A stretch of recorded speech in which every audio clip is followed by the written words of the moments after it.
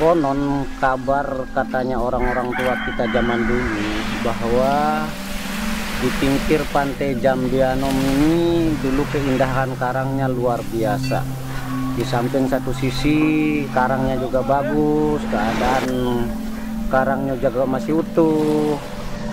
Nah, jadi masyarakat kita khususnya di Jambianom nelayan ini tidak terlalu mencari lokasi yang cukup jauh untuk mereka nyari pekerjaan mereka atau rezeki mereka.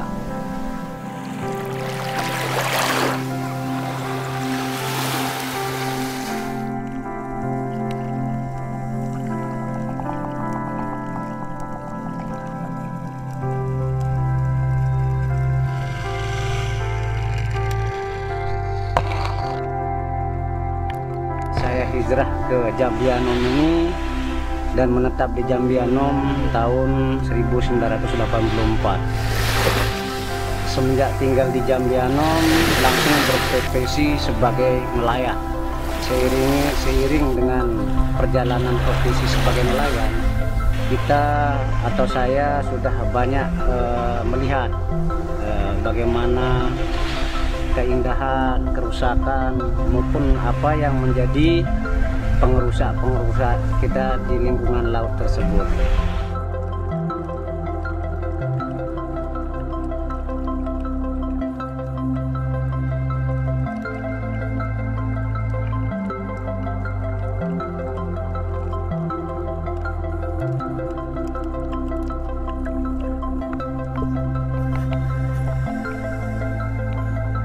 Waktu itu memang saya saksikan sendiri sumber daya pesisir laut di sini masih cukup melimpah ya.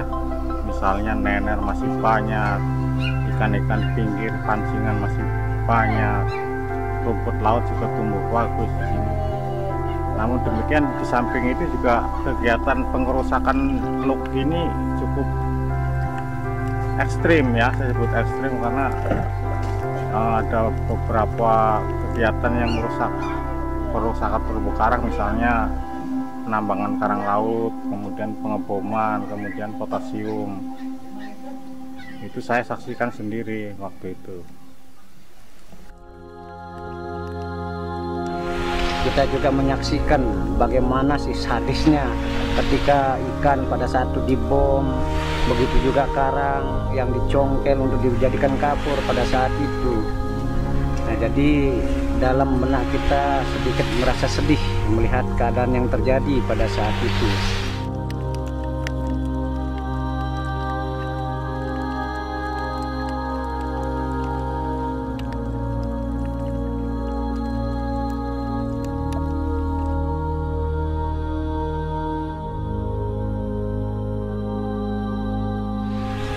Jadi sambil kita pergi melaut, keprihatinan itu terus berlanjut dalam hati. Sementara kita adalah di Jambianom ini adalah mayoritas nelayan, jadi kalau berpikirnya tentang kehidupan anak cucu ke depan itu lalu apa yang mereka harapkan, apa yang mereka selain daripada laut, kalau itu tidak segera dilakukan, bagaimana cara pemberhentian atau cari solusi yang terbaik supaya pengebom dan penambang karang ini bisa berhenti.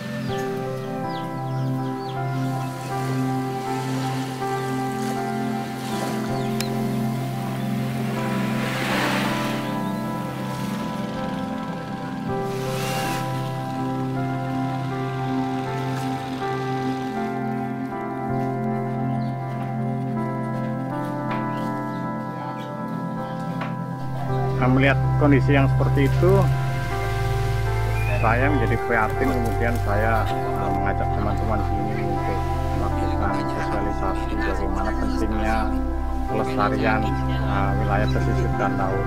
Kemudian setelah kita lakukan organisir di masyarakatnya, kami juga melakukan advokasi ke pemerintah. Jadi kami juga mendesak agar pemerintah juga harus menertibkan itu kegiatan penambangan batu karang laut itu, karena dampaknya cukup besar ya terhadap biota-biota yang ada di teluk ini. Nah, atas dasar itulah kemudian beberapa kelompok nelayan, waktu itu ada 8 ya, yang mencoba menggagas bagaimana cara menangani kerusakan ini. Nah, dari kegiatan-kegiatan yang mereka lakukan itu dibentuklah yang pertama itu awik-awik. Awik-awik itu adalah sebuah aturan yang mengatur hubungan manusia dengan alam semesta, hubungan manusia dengan lingkungan, dan hubungan sesama manusia. Jadi awik-awik Lembaga Musyawarah dan Lombok Utara ini mengatur tentang sistem penangkapan, tentang sanksi, juga tentang alat tangkap yang digunakan. Nah, dari apa yang sudah kita lakukan penerapan awik-awik itu bisa dikatakan 90% kegiatan menangkap ikan dengan bom dan potasium itu bisa kita hentikan.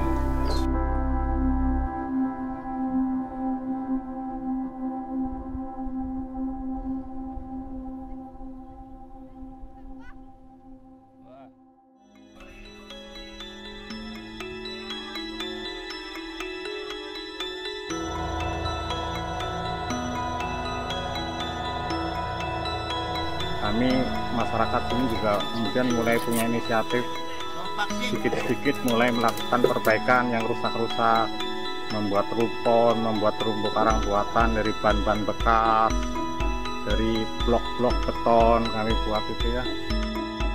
Awal mulanya kita diperkenalkan bahwa karang itu bisa dibudidayakan, kita juga tidak percaya kan, tidak percaya bahwa karang itu bisa tumbuh dengan dibudidayakan sama masyarakat atau manusia. Kita tidak percaya. Akhirnya kita melihat beberapa film lah, bagaimana kita bisa berbuat supaya lahan konservasi atau lahan yang memangnya dulu gundul bisa kita hijaukan lagi dengan karang-karang yang beraneka ragam.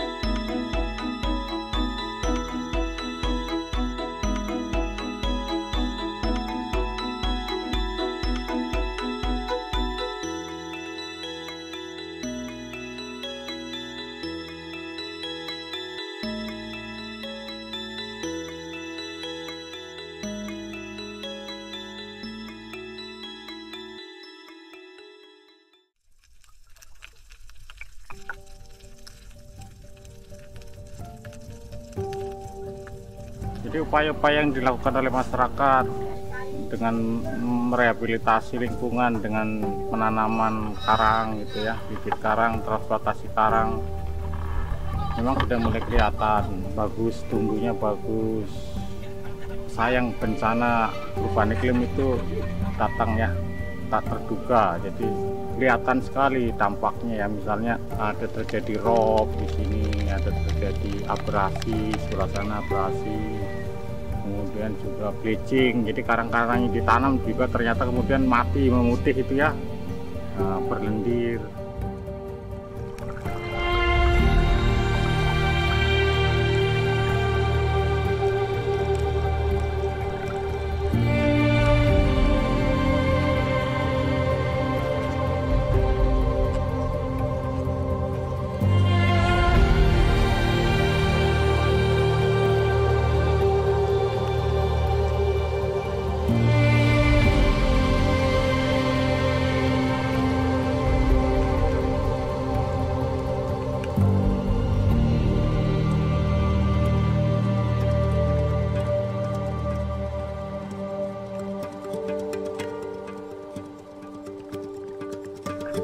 perubahan iklim juga bukan hanya merusak lingkungan, tapi ikan-ikan juga mulai berkurang ya.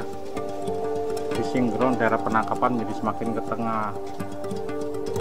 Masyarakat semakin tidak berdaya.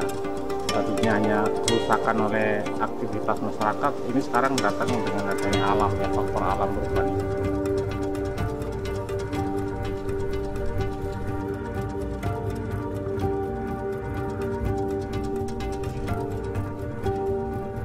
Jadi setelah apa yang kita upayakan selama ini, bagaimana kegigihan masyarakat atau kelompok transplantasi itu dalam upaya konservasi ini, setelah itu masyarakat atau kelompok ini sempat merasa down atau frustasi, tetapi kami tidak putus asa lah, seperti mau bubar dari kelompok itu, enggak.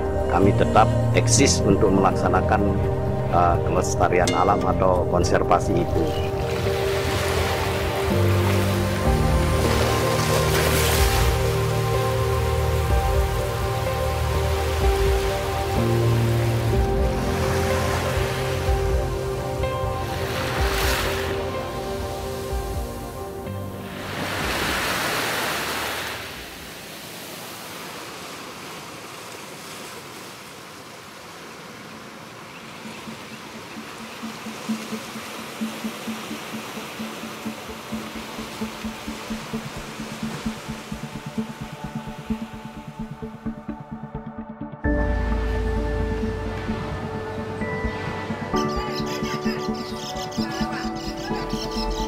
Transplantasi ini ke depan mungkin bisa dijadikan ekonomi sampingan masyarakat di sini, seperti ya adanya wisata bahari, bagaimana para turis atau pariwisata bisa kita ada pengelolaannya lah di sini gitu.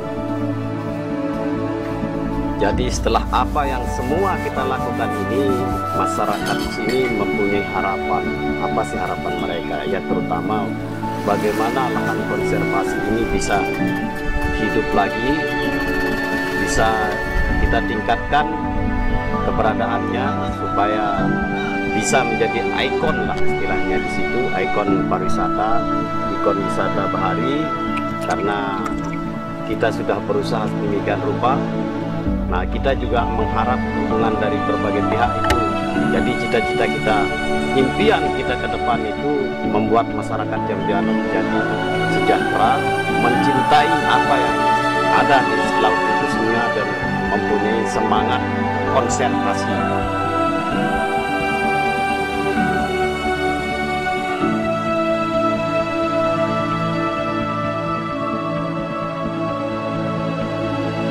Pemerintah daerah Kabupaten Lampung Utara insya Allah berkomitmen ya untuk memberikan dukungan sepenuhnya terhadap konservasi yang dilakukan oleh masyarakat ini.